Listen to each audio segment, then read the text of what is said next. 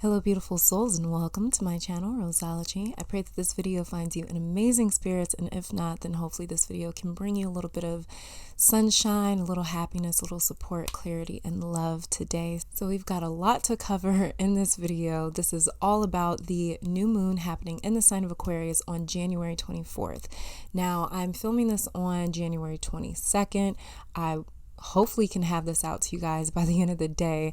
If not, then the next day, January 23rd. But basically in this video, I'll be covering the astrological chart surrounding this new moon in Aquarius, the different points in the astrological chart that intuitively stand out to me for whatever reason. We'll be going over those in this video, as well as I will be covering different crystals, herbs, and oils that you guys can work with to manifest using this new moon in Aquarius, because this is the very first new moon of 2019 and not 2019, but this is the first new moon of 2020 and of the decade. This is a really big new moon to manifest with, so I will be going over different crystals.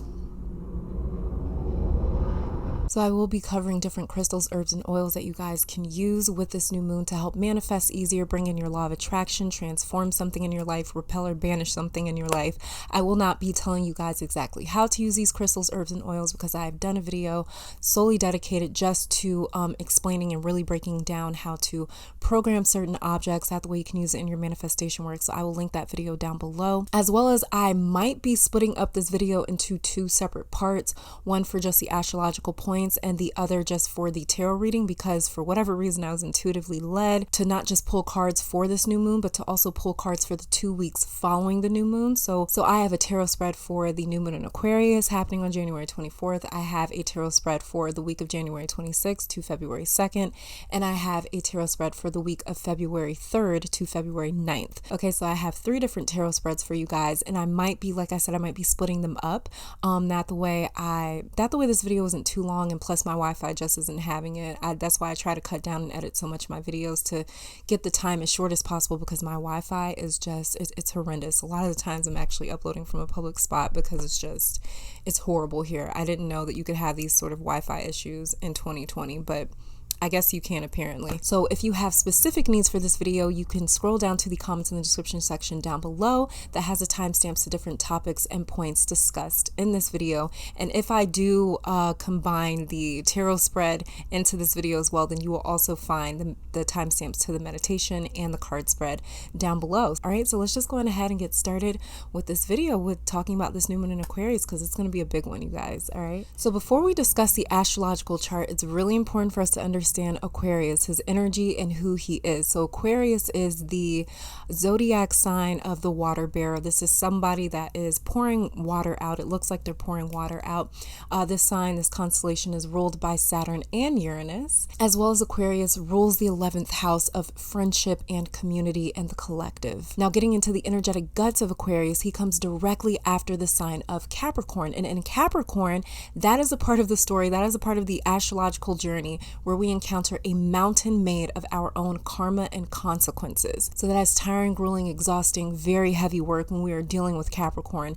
And so for us to exit out of the earth sign of Capricorn and into the air sign of Aquarius, we are coming from dealing with something really heavy, really dark for a lot of us, sometimes really terrifying, sometimes very painful, very abrasive, very aggressive, especially with this recent Capricorn season where we had Saturn and Pluto conjunct, and the sun just moved right past the Saturn and Pluto conjunct in the sign of Capricorn. And this hasn't happened for the last 34 years. So this was the culmination of the last 3.5 decades of mankind. So it was a really big shift in energy, really big deal with this finishing up that 34-year cycle, finishing up that 34-year karmic cycle. This is a very physical, mental, and karmic battle when we are dealing with Capricorn. And so moving from the earth sign of Capricorn into the air sign of Aquarius, Aquarius is obviously processing what he just experienced in the sign of Capricorn, him climbing his own mountain of karma and consequences. And it was, like I said, it was brutal. And he is processing that. So he's a bit emotionally detached, emotionally unavailable, emotionally unresponsive is Aquarius. He's sort of very numb because he just dealt with something that was, like I said, brutal. And because Aquarius is sort of numb because of what it is that he just experienced, this makes Aquarius very pragmatic sort of energy where he doesn't necessarily like to deal with anything that's really heavy, really emotional. he wants to actually sort of stay away from anything like that. And this is because, like I said, he just experienced something very brutal and very heavy in Capricorn. So now it's like, you know what? I kind of want a little bit of a break. It's like after working like a 12-hour shift at work or something, like really labor intensive work, you want to relax. You want to wind down, you want to relax. You don't even want to think about work. You don't want to think about anything related to work at all. So this is Aquarius. So this experience in Capricorn, like I was saying, makes Aquarius a lot more logical. He's more so about how can we fix the issue? If he is going to deal, if Aquarius is going to choose to deal with an issue, he's more so like, how can we fix the issue? He wants to just sort of jump to the solution, basically. The best way that I could describe Aquarius energy is very much like the star card in tarot, where the star card, she's that naked woman that's kneeling down and she has one foot in a pool of water and she has her other foot on the ground, and there's 7 stars on top of her head. The star card comes directly after what? The Tower card, where she just went through something extremely traumatic. She's been stripped of everything it is that she ever once knew, including her ego. And the ego is something that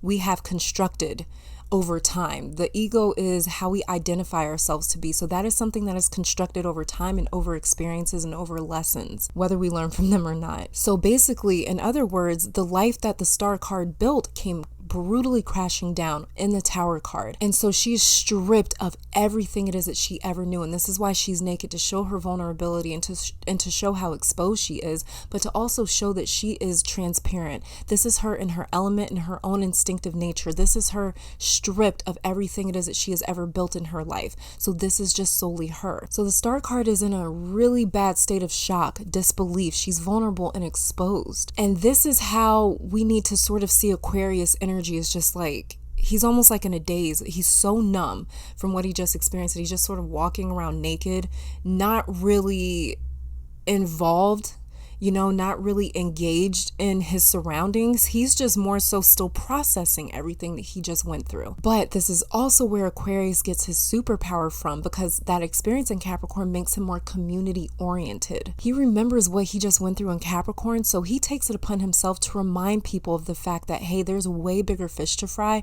There's way bigger battles in life for us to concern ourselves with. So Aquarius energy, if you know an Aquarius, I know an Aquarius, my mom and my brother are both Aquariuses, but my mom is definitely more so of like the Aquarius.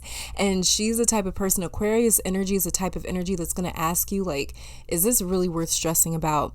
Is this really worth your time or your energy? Like, are you sure this is something to even be upset about, to even get yourself worked up about? Like, should we be upset with this when we just took down a way bigger giant in Capricorn? So in other words, Aquarius brings perspective to a lot of different situations, to humanity, to the collective, to communities. Aquarius is also a skilled artist in finding common ground, compatibility within groups. So Aquarius can easily build associations, divisions, cliques, communities. So Aquarian energy has a sense of leadership. And leaders are what? A good leader, let's say that. A good leader is somebody that is a bit removed, emotionally removed. Much like the Queen of Swords. I don't know why. Like the King of Swords as well, but I don't know why the Queen of Swords, she gives me more of an Aquarian vibe to her than the King of Swords does for some reason. So for the sake of this video, we'll just rock with the Queen of Swords for now. But the Queen of Swords is emotionally unresponsive. She's emotionally unavailable, a bit detached, but not in a bad way. Air energy is just instinctively like that. And when we're dealing with any of the air signs, Gemini, Libra, Aquarius, these are not signs that are known for their emotional capacity, but what they are known for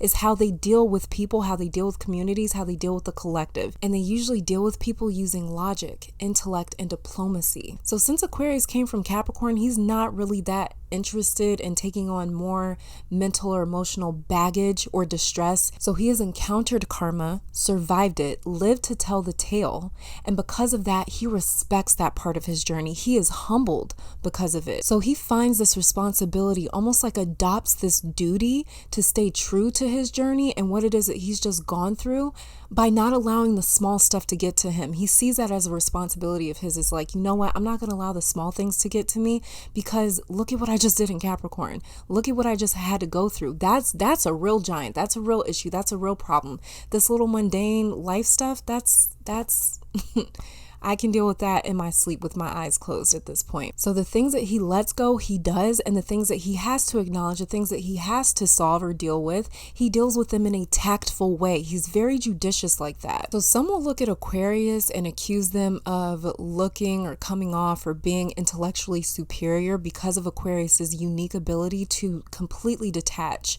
and to see things from a third person point of view. But when we detach and we go into that third person point of view, this requires what? Emotional separation. But this is because emotions cloud judgment and they cloud the perspective. And Aquarius, being very aware of how emotions cloud things, he has earned the right. After dealing with Capricorn, he has earned the right. He has earned the ability, earned the gift of being able to completely detach from his ego. Now he has learned how to remove the ego, since the ego was brought down by Saturn in the sign of Capricorn. So like I said, this is the Star card. She's walking around naked, vulnerable, exposed, but she is so much more enlightened because of it. Her going through the Tower card is what made her more enlightened. Just like you going through your own traumas and pains have brought you more wisdom if you have chosen to look at them from a third person detached point of view, then you can clearly see how certain things in your life have shaped you. And if you have enough control over your emotions, if you know how to separate your emotions from them, you're not going to allow those past things that happen in your past. You're not going to allow your journey to dictate you and to identify you, but you are going to identify yourself because of them. You're going to find your own identity because of these hard trials and obstacles and challenges and things that you've went through. Your traumas, your pains, these really hard lessons are not going to define you. You won't allow that to happen because you've developed that wisdom enough to say, you know what, this has shaped me and I'm appreciative of that because of it.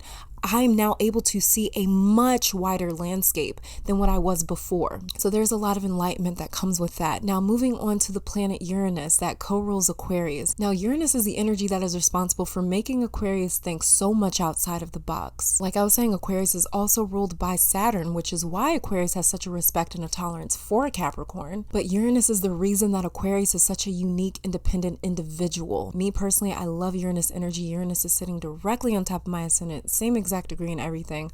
So even though I'm a Cap rising, so Saturn is my chart ruler, Uranus has very very heavy influences over me because he's sitting directly on top of my ascendant. And if Uranus was sitting on top of your ascendant or in your first house, this is going to give you very strong Uranus vibes, as well as Saturn. Any sort of planet that is in your first house or sitting directly on top of your ascendant is going to give you a lot of that sort of influence. Me personally, I love Uranus energy, even though a lot of people see Uranus as the problem. He's a rebel. He's a troublemaker. He's problematic. You know, he causes issues is how a lot of people see Uranus. But me personally, I see Uranus as the individual. And what is an individual? An individual is somebody that is themselves pre-conditioning, pre-programming. This is somebody that is themselves without being conditioned and without being programmed by society, their peers, their family, whatever the case. So this is someone that is almost like quarantined to outside conditions and outside influences. This person is almost like Norton's software security, where you just can't get under their skin. You just can't get next to them. And this is such a gift because when someone is inhibited by outside influences, they have this beautiful opportunity to develop into their own person. But Uranus being completely removed from everything outside of himself makes him very interesting, unique, quirky, different, weird, eccentric, wild. It almost makes him very entertaining to watch because we just don't know what he's going to do next. And this is also why Uranus rules trends, because he makes them, he starts them, he creates them. So whatever planet rules a sign are the superpowers and unique abilities given to that sign. So Uranus offers his superpower of trend setting to Aquarius, and this is what makes Aquarius such a trendsetter. And I remember like a while ago, Rihanna had did something, and I remember thinking I know she's a Pisces, but I feel like she has so much like Aquarius energy in her, something like that. And then I checked her chart. I think this was her chart. I think so. It was on Google, so who really knows? But I did check her chart, and her sun is in the 11th house. Yeah, that's right. Her sun is in the 11th house. 11th house is ruled by Aquarius. So this is what makes her so trendy. Like Rihanna starts trends. She could give a fuck less about being a part of the trends of today. She's not that type of woman. She's a type of woman where it's like, no, you're gonna do what I do. You're gonna want to do what I do. And by the time that I get you on that trend, I'm gonna be on to the next thing. So Aquarius energy, if you know an Aquarius, they're gonna be somebody that just dances to the beat of their own drum because they have such strong Aquarius, Uranus, 11th house energy in them. So Uranus starts trends just by being him. He's not even trying half the time, but he just starts trends by just being him because people are so inspired and in awe of the fact that he has this ability to go against the norm, to go against the system, and to challenge the status quo.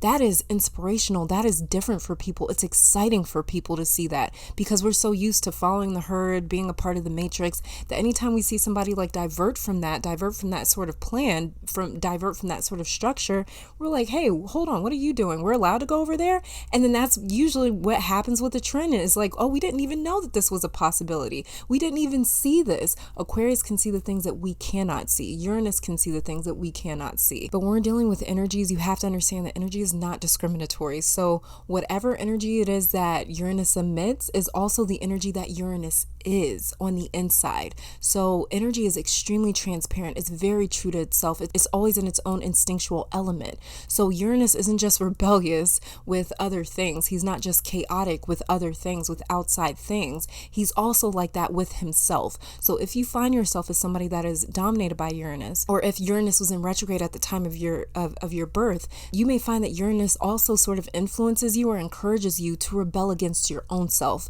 your own thoughts, your own structures, your own ways of life, your own relationships, the way that you deal with life, the way that you deal with yourself. You may find yourself rebelling against yourself or challenging your own self a lot of the time, challenging your own thoughts, insecurities, fears, and natural instincts. Now moving on to Aquarius's other parent, the planet Saturn, who also co-rules Aquarius. Saturn has a bit of earth energy in him because Saturn also rules Capricorn. And when we're dealing with earth energy, we're dealing with manifestation. We're dealing with tangibility, 3D physical form. So bringing things into form, just like the dirt from Mother Earth. Mother Earth's energy, she creates all of these things that we can see and tangibly interact with the five senses. So with that Saturn influence in Aquarius, this is how Aquarius is able to take his quirky, weird, unique, different, eccentric, sort of radical energy and bring it into being, bring it into form. And this is also why Aquarius isn't afraid to dance to the beat of his own drum because of the planet Saturn. This is because Saturn purposefully, he deliberately tests things that are weak, fractured, outdated, outmoded. He likes to challenge standards to see if they can withstand his pressure. And if they can, then he says, okay, well, you know what? I'll leave you alone. Clearly you can take me. So you know what? I'm gonna leave you alone. You survived me. Good job. So he is a bit like Uranus in shaking things up, but Uranus challenges things by disturbing them or unsettling them, not by destroying them. Saturn is more about destruction. Uranus is just more about like, let's shake it up a little bit. So moving on to what is a new moon. Now, a new moon is when the moon and the sun are sitting particularly close to each other. This is called a conjunction. And when we have a new moon, the moon is completely invisible outside during a new moon. And this is because the moon's energy has been completely depleted. She's almost like taking a back seat to the sun. She's allowing the sun to take center stage like he always does, like he likes to do. Now, the moon is also conjunct Saturn and Pluto for this new moon in Aquarius. So this is us definitely not running away, but this is us definitely like creating boundaries where we're just like, I don't want to deal with anything that is heavy, dense, dark, painful, emotional. I'm just not interested. So you may even find yourself unresponsive to conflict, to arguments. Like literally somebody could be arguing with you and you're just sitting there looking at them like, this is so stupid. Like, why are you even upset about this? That's that Aquarian influence right there where you're just like, this has shaken you up. This right here is what you're upset about. Be worried about this over there if you want, but get out of my way, basically. So with the moon sitting closer to Saturn and Pluto, this is very heavy, dense energy. And so her spirit is almost like zapped. It's not as potent, but the moon does this deliberately for a very specific reason. There is a method to her sacrifice here. So this deliberate process by the moon is her making herself empty. She's emptying all of her energy, that the way that she can be implanted with brand new, fresh energies. So this is why this is a time during a new moon to set intentions, to manifest things, especially with this being the first new moon of the decade. Like, Yeah, it is time now to get your manifesting, to get all your little tools out, to go ham, go crazy for this. Like spend a few days on it if you want to, because this is us setting up the next, not just the next year, but the next decade of our life, okay? But for this new moon in particular, on an emotional level, this can manifest in our life with us feeling more tired than usual, or being very selective with what we choose to spend our energy, time, and attention and focus on. So now that we understand what a new moon is, what Aquarius, Saturn, and Uranus is, now we can get into the astrological placements of this new moon, the astrological placements that are intuitively standing out to me. Now, the very first one that I want to talk about is Uranus. We just got to know him very well. But Uranus just recently went direct in Taurus. I'm just looking at my notes right here. And Uranus is also squaring off with the Sun, Moon, Saturn, and Pluto. Now, normally I do take up for Uranus, but he is causing a bit of ruckus. Like, I gotta be real here. He's trying. He's trying just about everyone. Like, he's just sort of like breaking out and, just saying like, come at me, bro, basically. But this is because he just woke up from being retrograde. So it's kind of like coming out of hibernation. And so he's well rested. He is very awake. He is alert. He is potent, and he is ready to get back to being Uranus. He is ready to get back to being him. It's like when you go down with like a cold for a few days, and it's like you take off from work and you're just laying down in bed, and it's like it's all nice and sunny outside, and it's like the second that you're feeling better, it's like, I have arrived. I am here now. Like, I am ready to just go out here and paint the town red, basically. This is what Uranus is saying. This is what Uranus is doing. So he's coming out with a bang. And one of the things that I'm seeing with Uranus is he's squaring off with these energies with the Sun, Moon, Saturn, and Pluto, because he's the only energy that is really sort of focused on self-care and relaxing right now. He's sort of passive energy in the sign of Taurus. This is because the Sun and the Moon, they are not very concerned with sensuality and pleasure, while they are in the cold air sign of Aquarius. The Sun and Moon are more concerned with service, people, community, the collective, giving back to the community and to the collective. And Uranus is not really on that vibe right now with him being in the sign of Taurus. He's not really about the people or service or community. He's more so about just like living life in the lap of luxury. Like, he's just like, you know what, like, can we just have a spa day? Can we just relax? Can we just not be about all this heavy stuff happening in Capricorn? So with Saturn and Pluto, who are very heavy energies in Capricorn, they are in the middle of a complete demolition right now. They're in the middle of tearing down old, worn out structures. This is a really heavy, dirty, grimy job that Uranus is just not interested in. Now moving on to Venus, like I was just talking about her, Venus and both Neptune in the sign of Pisces. Now Venus is temptation. She is a seductress because she knows exactly what you like and what you don't like. She represents values. And what are values? Values are the things that we treasure, find beneficial, we find them important, we find them useful, we find them to be worthy. Values are the things that make life an experience instead of just an existence. So this would be like really nice wine or really beautiful clothes or a nice house or a car. These are the things that we sort of pursue. It would just be something that we like. Maybe we like having really nice skin. So these are like the material things that we find important, that we find that if I had this in my life, it would make life so much better. It would make life so much more colorful and so much more worth living, basically. So these are the things that we really pursue in life, that we work our asses off for in life. And Neptune is the higher octave of Venus. So Neptune's like Venus's big sis, basically. So Neptune takes those values and those temptations, and she applies this almost like otherworldly, ethereal filter to them. So we can easily be tempted by something that we know for a fact is bad for us. But with that Neptune influence, Neptune comes in and really warps the way that we see things. It really warps the way that we see, like, yeah, this is bad, but I'll get this out of it or I'll get that out of it. That's what sort of Neptune does. It just applies this like rose-colored lens to things. So you may romanticize or demonize something or someone in your life. Neptune really sort of plays into, influences, and controls our portrayal of things and people. So Venus intrigues us and Neptune sweeps us away somewhere else where it's like we don't even know where the hell we ended up at. She's almost like a psychedelic or like like ayahuasca, something like that, where it just takes you somewhere the hell else that you've never been before in your life. So both Venus and Neptune right now are in the sign of Pisces, and Neptune is at home in the sign of Pisces. So this is really heavy energy, but heavy in like a good way. This is the sort of heavy energy that we're going to enjoy. But there are a few things to watch out for, because with Venus being in the sign of Pisces right now, she has a very high propensity to empathize with just about everything and everyone. Venus wants to truly feel everything around her. Venus is instinctively sensual because she thrives on connecting through the five senses. That's why I said with Uranus and Taurus, he wants to connect. He wants to feel good through his five senses. He wants things to look good, feel good, smell good, taste good, and sound good. And Venus ruling Taurus, she does the same thing. She loves to connect through her five senses. She loves to stimulate her five senses. She loves to process life through her five senses. So this makes her very sensual. She may even touch very sensually. So this is something that, like I said, she's a seductress because she understands what another being or what another person truly wants. So with Venus in the sign of Pisces, she's looking for that really deep connection and understanding. I mean, the type of connection that binds souls together. That's what she's looking for right now. So we may feel extra sympathetic,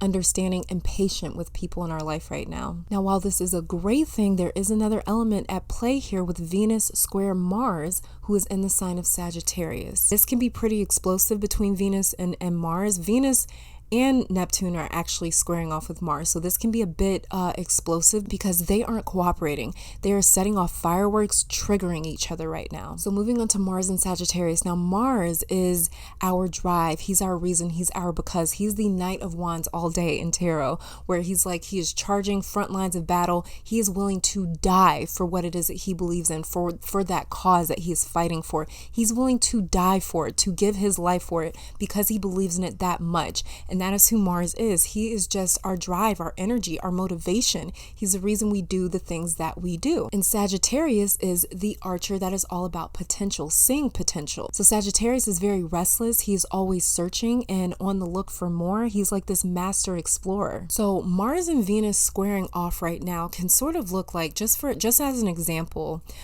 actually this is sort of possible right now. So if you're dealing with this might be why, but just an example is, let's say you meet somebody, right? And you guys really hit things off. It seems like it's really going somewhere.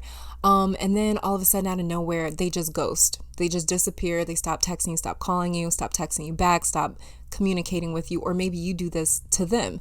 This is what this can sort of look like right now, where it comes in really hot and heavy, and then it just sort of fizzles out, just sort of fades away. Or it comes in really hot and heavy and it ends really, really heavy with like an explosion. We can be dealing with a lot of passing souls, travelers, and temporary energy right now. There's a lot of potential for passion and very deep connection, but people are a little scared off of it right now, or they're just a little turned off of it right now, because like I said, we just came from Capricorn, where we were dealing with very heavy, intense emotions and energy and karma. So a lot of us are just sort of burnt out, where it's just like, I don't really feel like dealing with anything heavy, even if that heaviness is passion and really deep soul connection. I don't really feel like dealing with it. I need something that's sort of lightweight and easy to deal with and easy to run away from. So people may be extra inclined right now to not really want to involve themselves in anything that is serious, heavy, or has the potential to be long term. So that passion and that deep connection that you felt is more than likely probably real, but it's a little scary right now, either for you, the other party, or for the both of you in some sort of way. Especially with Saturn and Pluto tearing down structures and revealing what is real and lasting in our life. These two, Saturn and Pluto, have been revealing for a while now the shelf life of different commitments, relationships, and structures in our own life. So restless people, souls, weak partnerships, relationships, especially ones that haven't necessarily been formed yet, like really, really formed yet, could possibly just fade away or explode. So Venus square Mars, Venus and Neptune square Mars, can manifest in a few different ways. This can manifest with Venus taking a passive route, not really speaking up or defending herself or demanding demanding answers, demanding, hey, why did you do this or why did you do that? Now, this isn't normally Venus in Pisces, but because she's squaring off with Mars, these two energies right now, they're sort of duking it out and they're sort of acting out of character, or one is trying to dominate the other. Venus in the sign of Pisces can cause us to be overly understanding to the point where we sacrifice our own emotional needs,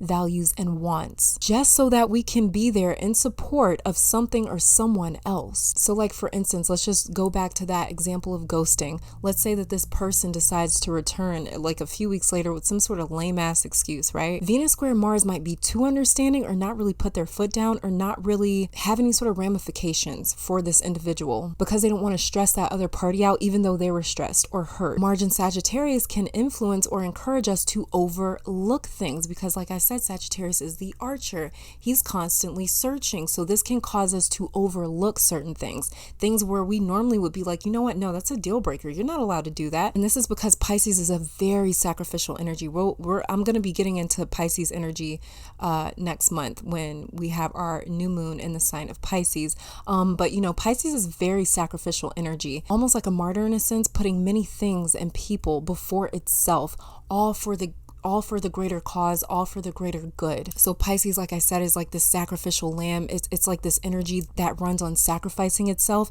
just so that it can heal other people. And when we look at the age of Pisces, the age that we just moved out of, and now we're moving into the age of Aquarius.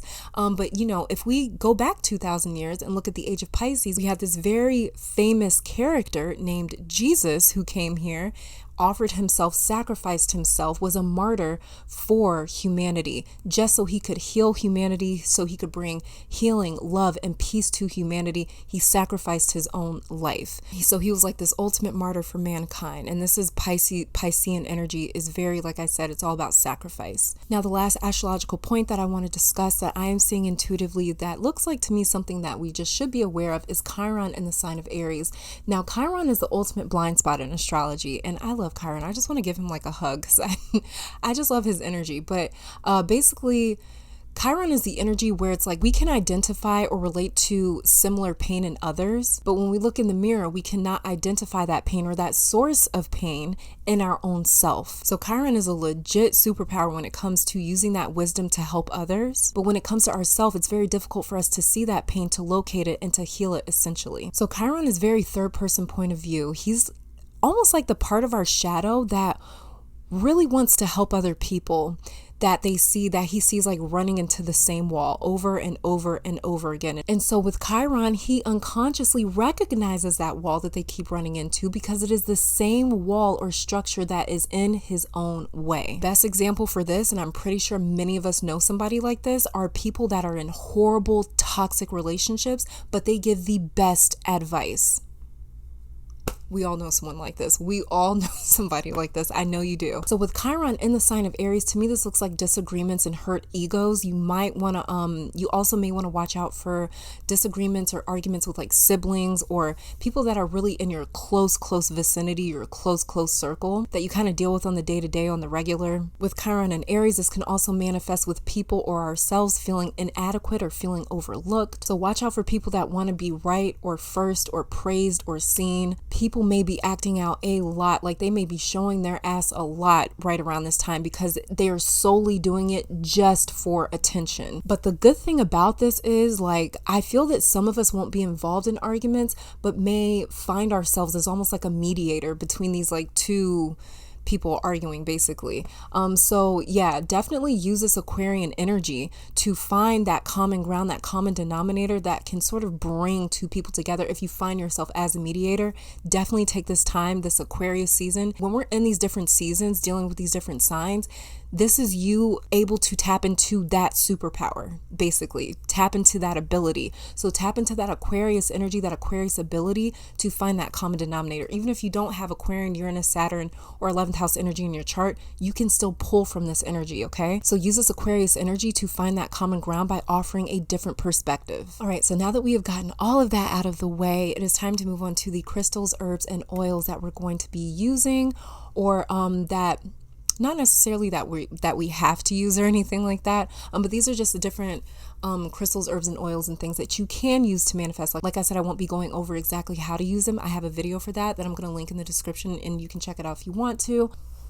All right, so the different crystals, herbs, and oils that you guys can use. The very first one that I'm going to be talking about is Hematite. The next one is Amethyst. The next one is Moonstone, Labradorite. This is clear quartz, Lepidolite, blue lace agate, rose quartz, moldavite, and smoky quartz. And the different herbs and oils that you guys can use for this new moon in Aquarius is anise, rosemary, sage, myrrh, chamomile. And these are really easy to find herbs and maybe not oils, maybe like rosemary. You know, these are really easy herbs to find in like your literal grocery store, like 5 minutes down the road, and very, very affordable. I'm not, like I said, I'm not exactly sure if I'm going to include the tarot portion in this video just yet. But in case I don't, I'm just going to go on ahead and close out this video. Thank you guys so very much for watching. I want to thank your beautiful guys, my beautiful guys, our higher self, and amazing spirit itself for these messages today, for this video, and for you coming here, giving me you know, some of your time out of your day. I know your time is very valuable, and just thank you guys from the bottom of my heart for just even giving me the time of day, giving me an opportunity, opening up your hearts to me. I fucking love you guys. There's no other way to say it. I love you guys so much for that. Like, you're amazing, you're dope. So yeah, I'm gonna just close this video out just in case I don't include the tarot video. But if the tarot video is a completely separate video, then of course check the description and the comments, and I will be leaving a link to that video so that the way you guys can check out the tarot spread for this new moon and for the 2 weeks following after this new moon up until February 9th. Okay, so thank you guys so very much for tuning in. I pray this reading brought you guys, or I pray that this video brought you guys some love, support, clarity, and strength, and I'll be back next time. Okay, bye guys.